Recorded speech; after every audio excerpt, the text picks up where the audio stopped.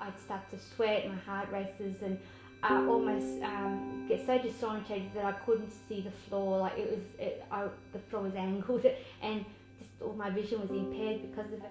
51-year-old Isabel Ritchie has been living with depression and anxiety for 33 years. She uses both antidepressant medication and psychotherapy to manage her condition. I know now, I do feel all those things, and it's not because I'm going crazy, it's because they're real things that I'm feeling, and now we learn how to cope with that. So it's almost like getting friendly with your anxiety. New research conducted by Weill Cornell Medical College in New York suggests that the internet could be used as an alternative to medication when treating depression in older people. Dr. Sarah Marimoto, who conducted this research, said, patients improved in both their depressive symptoms and cognitive functions, and 72% of patients reached remission of depression. The Centre for Emotional Health at Sydney's Macquarie University are leaders in research for internet-based depression treatments. For Dr. Vincent Fogliati, internet-based treatments for older people are the focus of his research. And it's based on cognitive behavioural therapy, which is a form of treatment that is very skills-based and provides people with techniques for managing their symptoms of depression. So the nature of our work is we provide online treatment programs or courses that people can access from the comfort of their own home to manage their symptoms.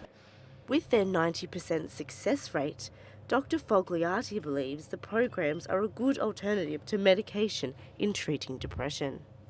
We do get in touch with people up to 12 months after our courses, and what we've found is that the majority of people do maintain or sometimes even extend upon their improvements. Perhaps the most unique feature of internet treatment is their ability to break down barriers that over 50s experience when seeking help. Because there has been increased mental health literacy and understanding, a lot of older adults grew up in a time where it was less normative to talk about symptoms of depression and to receive treatment, so that can sometimes be a barrier as well. And online treatments can be really helpful for them so that they don't need to feel ashamed or embarrassed by going to a psychologist. They can access it from their own home. Research into alternative treatments of depression is also being conducted by the Black Dog Institute in Sydney. The Black Dog has found that barriers do stop older people accessing treatments. Older people, I think, still experience the stigma that we might have seen in the community 10, 15 years ago. And they do carry, I think people do carry that, particularly men, they do carry that fear of being seen as weak, rather than acknowledging that it is actually an illness and something they can do something about. According to Gail McNaught, an effective way of managing depression is to live a balanced lifestyle.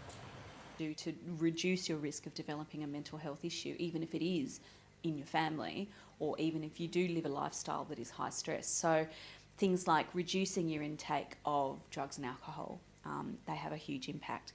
Getting enough sleep, getting enough exercise, learning helpful thought processes so that you're not getting stuck in a cycle of perfectionism or self-doubt or being down on yourself. So there is a lot of things that you can do. Being positive, being optimistic, increasing your resilience.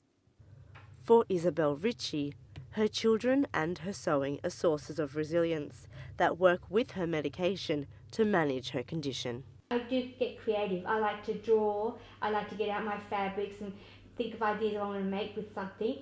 I don't always get to it, but I have that. So the creative side is always good. It seems for Miss Ritchie that being aware of her condition and how to manage it provides for an optimistic future. You know, the anxiety and depression, I look at the small things. I can't look at the big picture. It's all too much. So I just, a little bit at a time. As long as nothing bad has happened, then it's a good day. Yeah, it's a good day. Siobhan Kenna, UTS News.